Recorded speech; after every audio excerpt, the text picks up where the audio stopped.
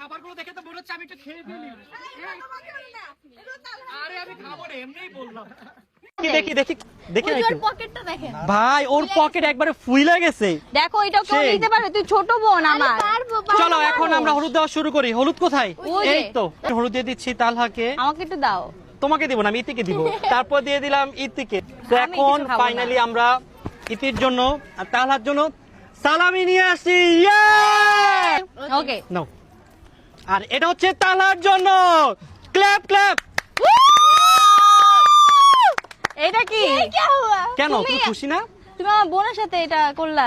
ওকে বেশি ভালোবাসি, এর জন্য ওকে আমি একটা দিছি। থাক ইতি, তুমি মন খারাপ করো না, তোমার জন্য আমি আরো একটা নিয়ে আসি। নাও। ও মাই গড, একটা মাত্র শালি, তোমার জন্য তো একটু ডিফারেন্ট প্ল্যান থাকবেই। নতুন একদম নতুন টাকা। Thank you so much. Welcome guys, এখন আমাদের বউয়ের এন্ট্রি হবে। গাইজ, আপনারা যারা ঋতুকে মিস করছেন, আসলে ঋতু খুবই অসুস্থ। ঋতু ফুল ফেস অ্যালার্জি দিয়ে একবারে ফুলে গেছে। তো ঋতুকে এখন বাসায় রেস্ট করতে হবে। আর এমন তো অবস্থায় আসলে বাইরে নেওয়া পসিবল না। দিন শেষে দেখবো যে মানুষ ওকে নিয়ে ট্রল করবে। তো আমি চাই না আমার বোনটাকে নিয়ে কেউ ট্রল করুক। ও বাসায় থাকুক, সুস্থ হলে ইনশাল্লাহ বিয়েতে অ্যাটেন্ড করবো। আপনারা দোয়া করেন ঋতুর জন্য, কারণ ওর ফেসটা আসলে অনেক বাজে অবস্থা। আমাদের বিয়ে আমরা বিশ্বাসই করতে পারতেছি না। আমারও বিশ্বাস হচ্ছে না। আমার মনে হচ্ছে যে কোনো একটা প্রোগ্রামে আসছি আমরা। সেম। আচ্ছা যাই হোক, এখন কি করতেছে এখানে? কি করব আর? রিহার্সাল বসে আছি, করতেছো? আগে রেস্ট নিব, এরপর নিচে আমার তো খুব গরম লাগতেছে, কি করবো বলো তো? তুমি বসে থাকো। ঠান্ডা। তোমার ঠান্ডা কমছে?